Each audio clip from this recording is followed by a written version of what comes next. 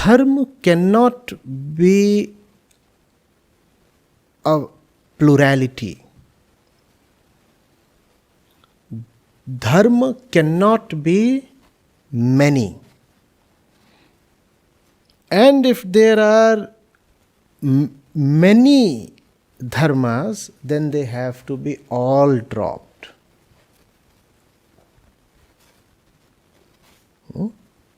Yes, this has to be understood. There is only one dharma, and that is to attain liberation or peace, to gain freedom from your bondages, to gain freedom from your inner chaos and noise, to gain freedom from your inner falseness. Gaining freedom from inner falseness is more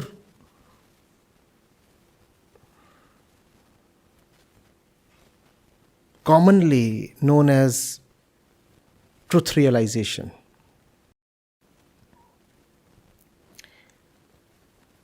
It is a euphemism. It's a very decorated euphemism. It's not really truth that is realized, it is falseness that is dropped. We cover ourselves with 1,000 duties and responsibilities, ascribing to each of them the word Dharma. That which you take upon yourself becomes your Dharma. Dharma is very closely related to the word Dharana. You appreciate Dharana? That which you take upon yourself, that which you wear.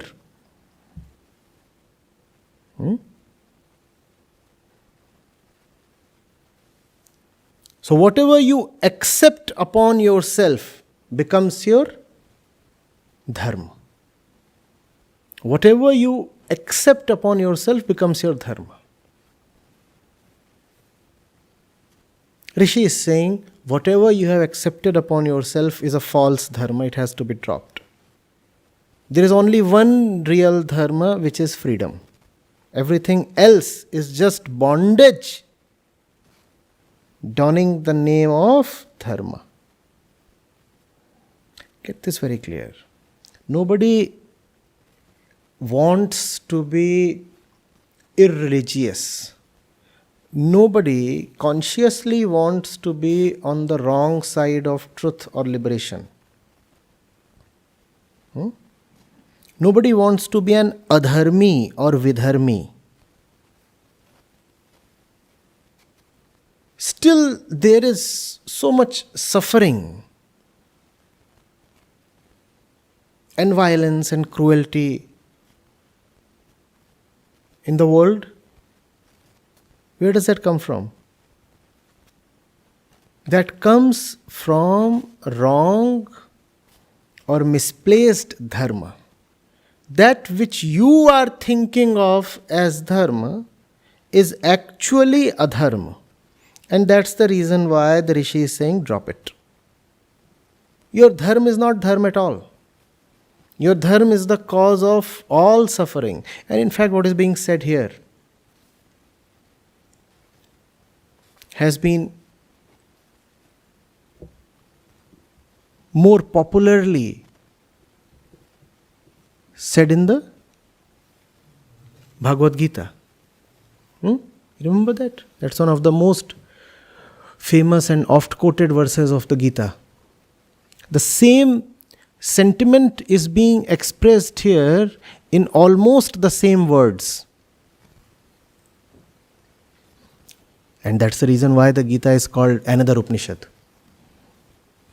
And that's why the Gita has to be read in the light of the Upanishads.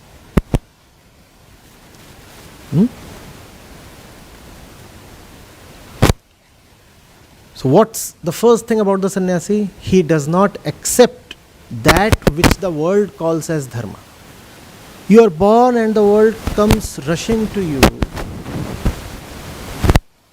loading you with this and that and calling all those things as your responsibilities in piousness, in piety, in morality. Want to be a good boy? You should do all these things. Those things become your dharma. The fellow who is teaching you may not put it in so many words, but he has actually indoctrinated you in some kind of dharma.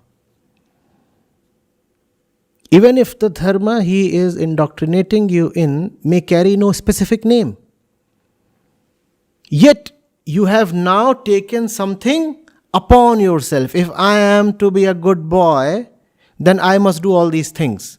Now, this is dharma. Rishi is saying drop all that. All that is sheer nonsense that your upbringing, your education, your surroundings have put upon you. Drop it. You are not obliged to fulfill any responsibilities. How do you know that those things you call as your responsibilities are your responsibilities at all? How do you know? And don't just say, but that's how it happens. No. That's a very vacuous argument, isn't it? But, I have to do that.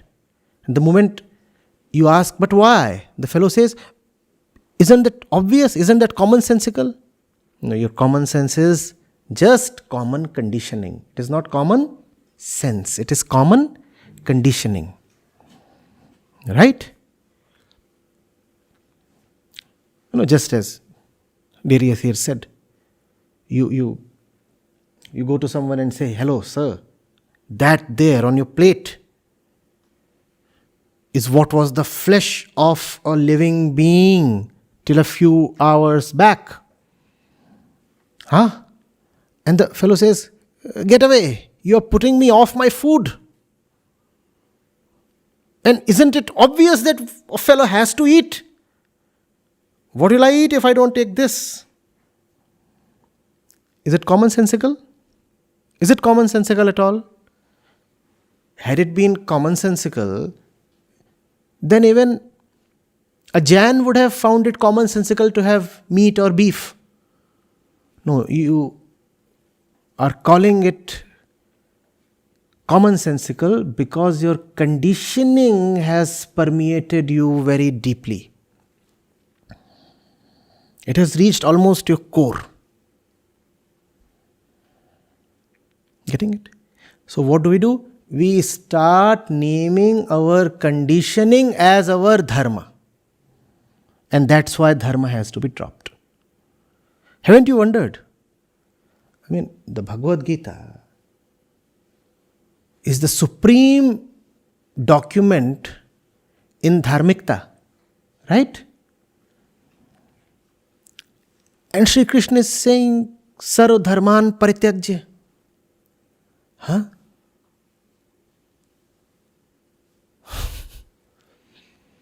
A dharmic document, the supreme dharmic document is saying, drop all the religions.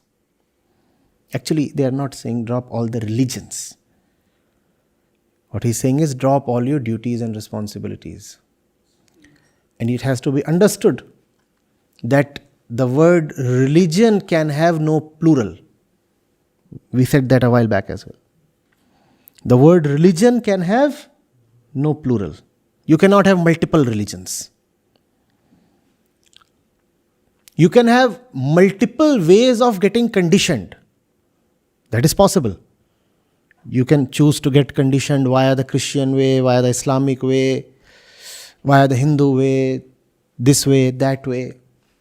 All that can be there. But religiosity is exclusively singular. What does it consist of? It consists of moving with a great determination and using the shortest path towards truth and peace, irrespective of whether that path has been suggested or described by any book or any person or any society or any tradition. And your only responsibility is to move towards truth, which is to move towards continuous and gradual liberation from your limits, your bondages. That is religiosity. That alone is religion. Nothing else is. All this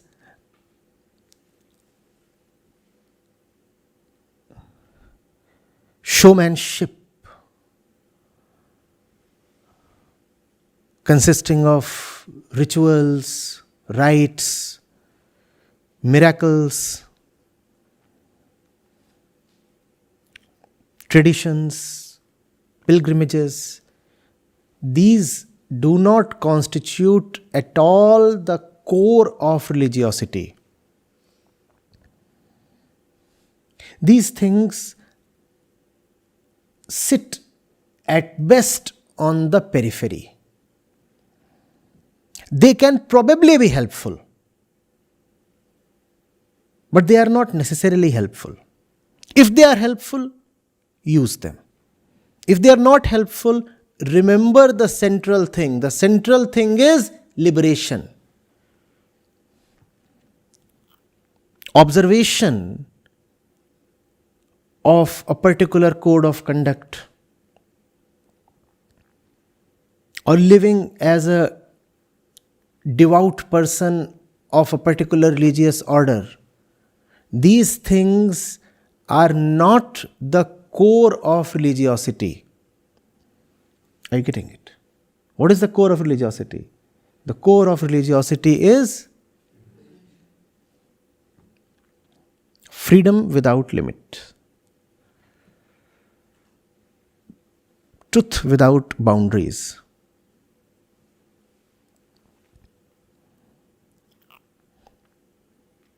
The books, the temples, all the places of worship, all the customs that have been created, all the traditions that have been handed over to us, we must know that they are mere appendages. Some of them are quite helpful at particular points in your journey. Use those things when they prove helpful and as long as they are proving helpful. But do not think of them as the goal or the main thing or the central point. They are not. And that's why the moment it is asked, who is the sannyasi? The rishi responds with, sannyasi is the one who has dropped all the dharmas. He could have said something else. Think of it. But it seems that this is one non-negotiable condition. This is probably the first and most important thing. There is a lot more that the rishi has to say, but this thing he puts above everything else. Are you getting it? Now don't get the whole thing wrong. Is the rishi saying drop dharma? Obviously not. Obviously not.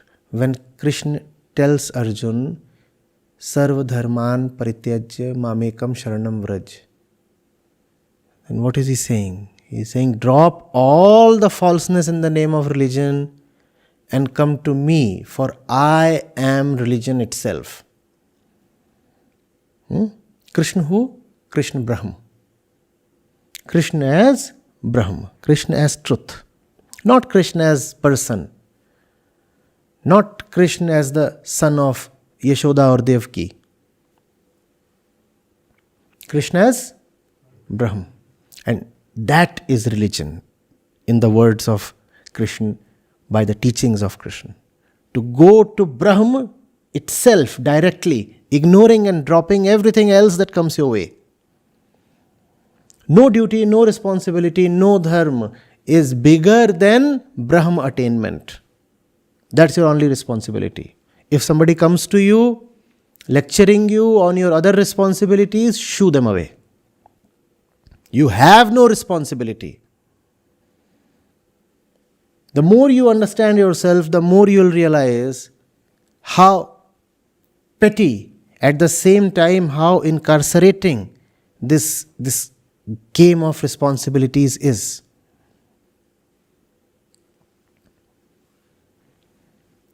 Getting it? And you have to also see that your responsibilities depend on what you take yourself to be. If you take yourself a body, you'll have to give great importance to all the duties that come to the body and through the body. If you take yourself a scholar or a person belonging to a religious order, then you'll have to give great importance to all the responsibilities that come with being a scholar or a religious person. If you take yourself as a woman, you'll have to give great importance to all the responsibilities that come with being a wife or a mother or a daughter.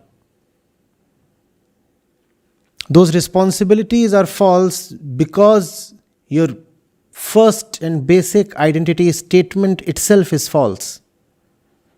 And that's the horrible issue with defining yourself wrongly. Define yourself wrongly, and you will find yourself encumbered with all the wrong roles and responsibilities.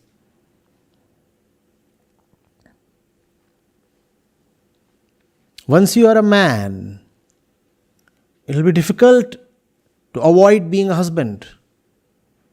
Once you are a husband, it will be almost impossible to avoid fulfilling all the responsibilities that come with being a husband. Therefore, define yourself rightly. All the wrong dharmas go to the wrong one. If the question, who am I, is rightly answered, then wrong responsibilities cannot come to you. And if you find yourself shrouded with wrong responsibilities, then your first mistake is that you have not bothered to rightly answer, who am I? That's your central blunder. Are you getting it? How will you say that my first identity is that I am a son?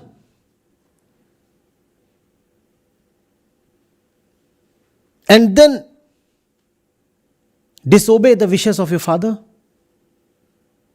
Is it possible? Somebody asks you, who are you? And your first identity is, I am a son. And there are so many people who live purely as sons, dependent on fathers for name, for money, for emotional security, more than name, for the surname.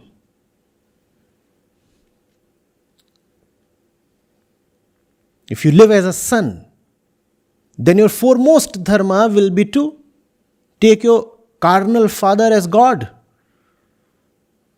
Now you do not need the truth. You already have the truth in the form of your Papaji. And the mortal father will not allow you to know your real father. Jesus can wait. Jesus can keep shouting.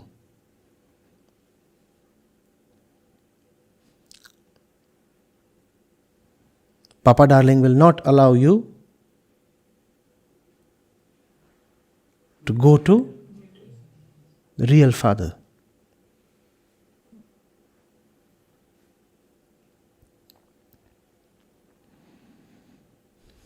Will you let this sink in?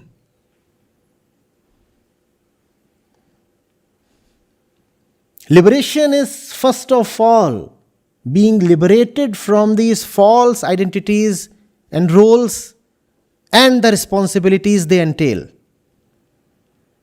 Isn't it quite relieving? Think of what these roles have done to you. See how suffocated your consciousness has been under the weight of your identities. See how often you have been made to feel guilty because you have not been perfect in meeting your responsibilities.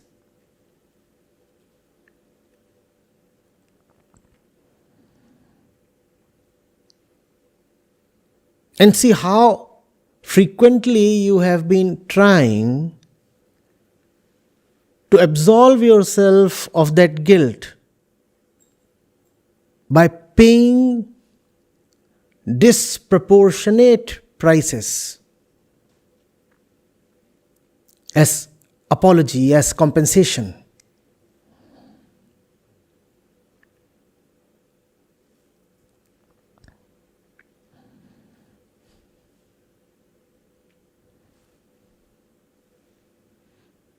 Now, being relieved of false dharmas is not merely an unburdening. It comes with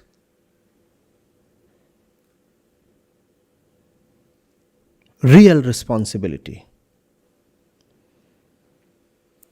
If false responsibility is to be dropped, that comes with an acceptance, acknowledgement of real responsibility. And what is real responsibility? Mamekam Sharanam Vraj. And therefore these two have been talked of in the same breath. Drop all your false responsibilities and accept your real responsibility. Your real responsibility, your only responsibility is to come to me. All else is hogwash.